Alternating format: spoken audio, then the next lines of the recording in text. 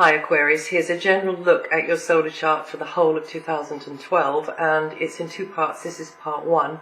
Also there's a third video called The Shift 2012 which you may like to look at, which goes into the Grand Cross and other aspects that are forming a vibrational backdrop to everything that's could be manifesting as upheaval and change across our planet in 2012. So for you, both Venus and Mars are in very long transits, and when Venus goes into Gemini in April, then that's going to be good news for you. Gemini is there from the 4th of April to the 8th of August, and will actually be sharing the stage with Jupiter, who arrives in June. So Jupiter's going to be there for some of the time, and that is a stunning aspect to your sun sign, Aquarius. And it means that it could be bringing romance into your life, or it could mean definitely more of a social life, maybe centered around a hobby or a leisure pursuit or the entertainment industry, or it might be performance related, sort of like promotional in some way, and that could be in a formal way or an informal way. It's also centered around children, young people, and just feeling more playful and spontaneous. So it brings out that inner child. It can also get your competitive juices running a little bit as well, but it is definitely connecting with others in a sort of a fun kind of environment. So with Venus there, you'll have more access to socialize in that sort of way, and like I say, for some of you it's going to mean a romantic encounter. Now Mars is going to stay in Virgo until July 2012. That's a very unusually long transit for Mars, and for you that means that you may be putting physical effort into getting things how you want them to be, to do with what you share or rely upon somebody else within a space, or financially. You may have an encounter or two with someone in a situation where you know you don't have overall control, and that has a bit of an effect on you. But also you could, again, going back to the romance department, could have an encounter with somebody who has a more than casual, if you feel as though this is a special person, that you have a special bond with this person, and it could be quite a passionate transit, this one as well. So yeah, things could get a bit sizzly there, and but other ways it can work is that that you are knowing you have to rely on somebody for something, and of course you give something in return for that, but you don't have overall say over a space or over a way of doing something, or whatever it is, whether it's something that's been lent and or borrowed, or it could be around property or finances. It could be over bigger things, but the thing there is to kind of keep your cool, because Mars can be quite feisty, and it's not very long on patience either. And then you can kind of work it, negotiate better sort of conditions with what you share, what you rely upon another for, and who also has a say over things. Another way it can work is that both of you have a real passionate interest in something together. That's another way it can work. So this area too is about decluttering. So it's about out with the old and in with the new. And that can be, easier if it's external things, like our clutter, our stuff that we go through life with. But it can be more difficult if it's like internal things, to do with relationships and how we feel towards somebody. So it could mean an internal gear shift is going on here, and then you're sent off or you choose to go off in another direction, but there might be some letting go here. And there could be a feeling of emotion, of nostalgia, of not quite knowing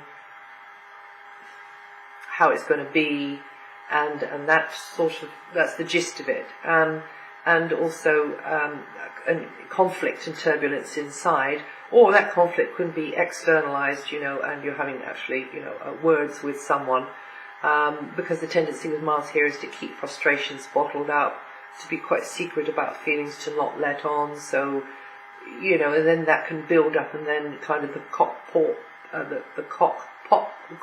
pops. Can I leave that on this video? Yes, I'm going to. The cork pops, and it can splatter, and it's not, it's just, yeah, it can clear the air, I guess. It can clear the air, so. But, so try and let off steam incrementally, that's what I'm trying to say, rather than bottling it up. So keep lines of communication open as well as you can. Of course, with some people you just can't make them see sense. But, so there's a feel of that, but definitely where Mars is, it's in an area of transformation. So you come up against a resistance of some kind, you find a way around it, or under it, or through it, and then you shift a gear, and then you're off. You see, so it is a time for letting go of what you need to, shifting a gear and moving on. Also Jupiter is moving into your home area, or actually it has moved into your home area, and this is highlighting expansion on your home base, related to the home base, can be related to property, and also your emotional sense of belonging, your place on the map, geographical place on the map, but also your sense of belonging with who you are with, whether that is with a person, a family, or a larger community and neighborhood. And this is the area of your innermost being. So this transit actually usually turns out pretty well. It tends to instill more of a sense of security and rootedness and settlement within. And then externally, it can boost and make community relationships better, or improve things in your neighborhood, your community. Another way it can work is that it just means your base of operation expands. You move into a larger space, or in fact some sort of extension is on the space, or it's just got lovely views, or you actually have access to a space that you prefer, so there's more coming and going. In fact, this is connected to travel as well, and maybe foreign lands, having Jupiter right at the foundations of your chart. Foreign connections, learning an awful lot through a society or community that you find yourself within, and regular liaising with those at a distance, maybe from home over the wires, is also could be part of the picture. And all you Aquarius are going to feel this vibration until mid-year, and then Jupiter moves into Gemini, and this is wonderful aspect for you to your sun sign. Jupiter will be in Gemini until June 2013. It moves into Gemini on the 12th of June, and you earlier Aquarians will be feeling that first. So that this is in time in general that you can be more creatively, spontaneously expressive. You can feel a satisfaction in something that you're getting into, which is more entertaining for you maybe, but just you're more satisfied. It might be work, but you're feeling more satisfied about it. You get more out of it. So in general, I would say it's to do with leisure activities, or hobbies maybe, or sporting or competitive type activities. But also it could indeed be to do with connected to work, if your work is like a labour of love and you're really into it. And it just tends to bring you more satisfaction. Also, it could mean that you have you're in a more competitive environment, whether that's for work or at play, and that you're in an environment where there's maybe more socializing going on, whether it's for work or play. But also it could be more entertaining. So it could be that there's various environments, and you just generally have more access to a social life where you have more entertainment, more playfulness, more fun time. And another way it can be working is that you have more interaction with children, young people, and animals as well, and that just brings the inner child out of you. You feel spontaneous, And this is a time when you can be creative, you can be going away on a speculative project, taking a bit of a risk, a bit of a gamble on something, hoping it pays off. Jupiter here can be lucky, but do not trust to luck. Do not wing it too much, because of course Jupiter can make you overstep the mark. Jupiter can make you bite off more than you can chew, but that's about, the only real bad thing I can think about Jupiter to warn you with. But, if you play the Jupiter energy right, then you can do very well. So it might be performance, you get more chance to be center stage, either because you are connected to the performance industries, or in fact you're in that romance and somebody's, you are the apple of their eye and you're feeling very much center stage because of that. And more safe and confident and spontaneous. And you Aquarians born up till the 6th of February, thereabouts, or with up to 17 degrees Aquarius rising, will feel this energy mostly over the rest of 2012 from June, I think. And Saturn continues its transit of Libra. Actually, Saturn has been in quite a beneficial angle to your sun sign, meaning that you could have achieved and will continue, because it's still there, great results through education, academia, literature, legal matters, long-distance connections, travel, and communications in general. So that can be media, that can be broadcasting, that can be just, your speaking, your writing skills and language skills as well. So it's been in there for quite a long time. It's going to continue to be there until October 2012. And you could be integrating, have had to already, if you are an earlier Aquarian, or early to mid Aquarius, integrating lots of new concepts, language, culture, a system of thinking, a belief system, an ideology, a philosophy of life, and slowly, everything is slow with Saturn chipping chipping a shape out of a block of stone.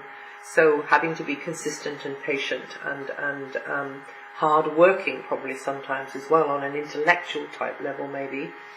Also, those rose-tinted spectacles coming off, because you are able to prove the veracity of your belief system. With this evidence-based Saturn, it likes proof. So any ideologies, any thing or buddy you put on a pedestal, any faraway place you aspire to, any academic excellence or academic area, perhaps not excellence, you've aspired to, Saturn here will definitely have cut it down to size and made the whole thing far more realistic.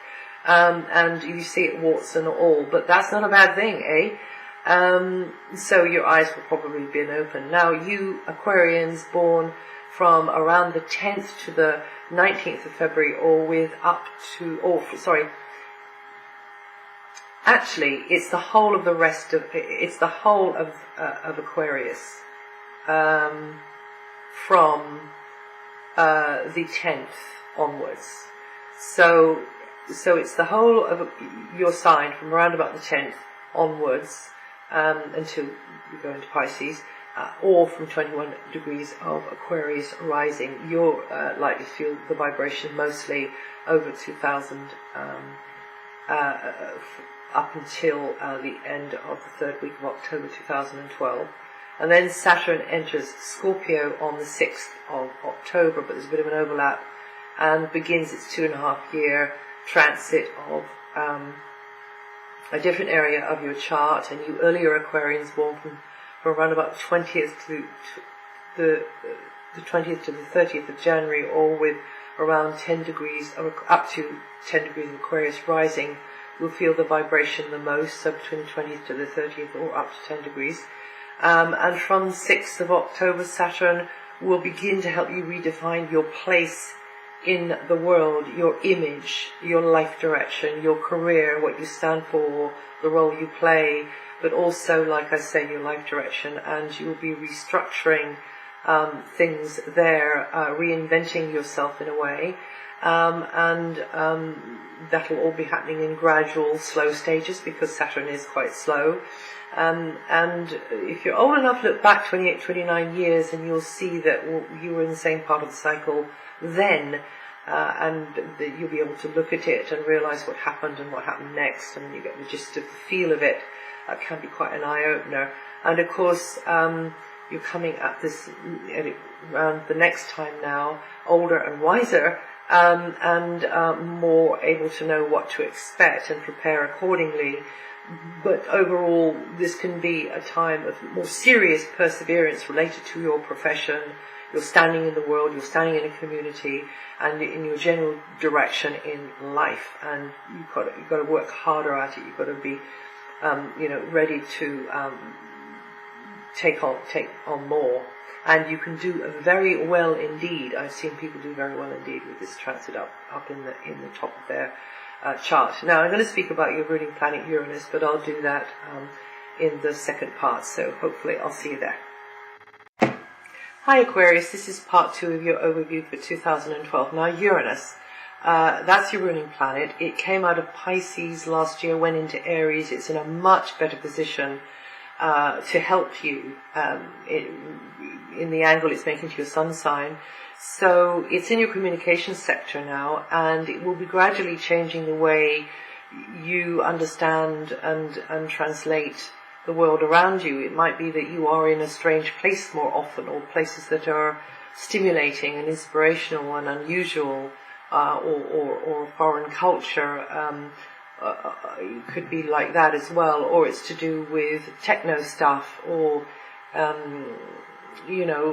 the internet and that kind of thing. But definitely Uranus here is in this much more positive angle to your sun sign, and could be changing the way you think, the language or jargon you use, and fresh ideas and influences will be coming at you kind of almost like on a daily basis. So it can be quite exciting at times, and daily encounters and experiences can expand your thinking. Maybe some of you are in formal study and training, so that's a way that could be manifesting. But it loves anything which is groundbreaking and fringe and unconventional. So that could come into manifestation by way of equipment that you're using, or it might actually be a study or a practice that you're taking up, which is very, very different. It can also be you developing your speaking and writing skills, any other way that you can creatively express yourself, but it's got an edge, it's got something different about it. It should have, with Uranus here, and it's going to be here for such a long time. So it will give you a chance to develop this. Studying something weird like astrology or astronomy, or how to make diesel out of E. coli, which is what they're doing now, which is a sort of weird and wonderful and amazing concept, So and whoever thought E. coli could be our friend, but there it is. And because Uranus loves science, Uranus loves anything which is right out there on the leading edge. So that's the kind of gist of this, the potential of this energy. And of course, it's not going to be working switched full on all the time. It might be just on tick over for you, but then at certain moments over the year, when certain transits come along to trigger it, then an event will happen, or a revelation will occur. This energy also favors groups. You getting hooked up into a special group who are kindred spirits who all like to do kind of the same thing, or it might be work related as well. It might be a group that shares a very unusual interest, something rather offbeat, or ETs or crop circles or something like that. So it could be about sustainable energy as well, and being more self-reliant and not so leaning on as we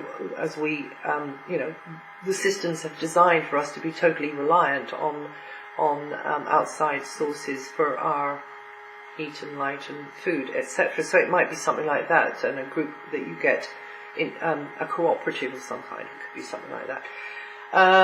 And you early Aquarians up until I think it is up until 5-6 degrees. I'll just check that.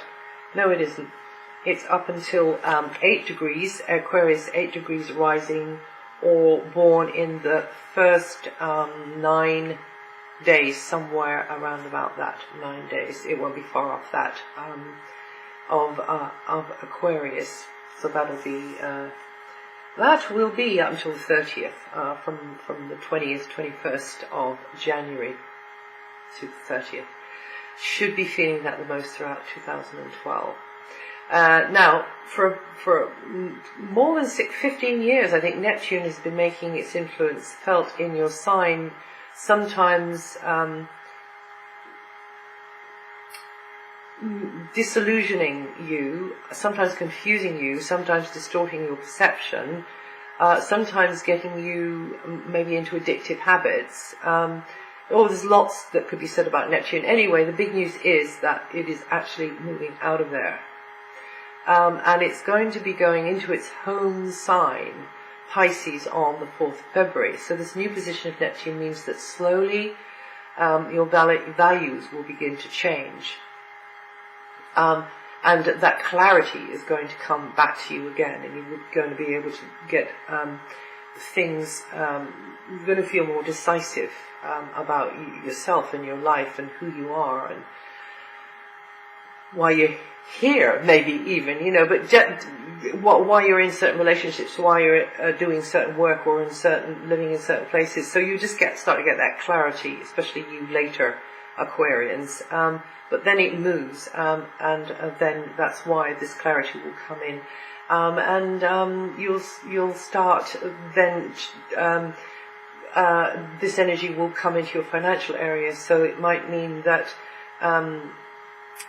you actually sacrifice something that you have ownership of, or you like ownership of, because of somebody who you consider to be worthwhile, or something you consider to be worthwhile. So it's a bit of a sacrifice.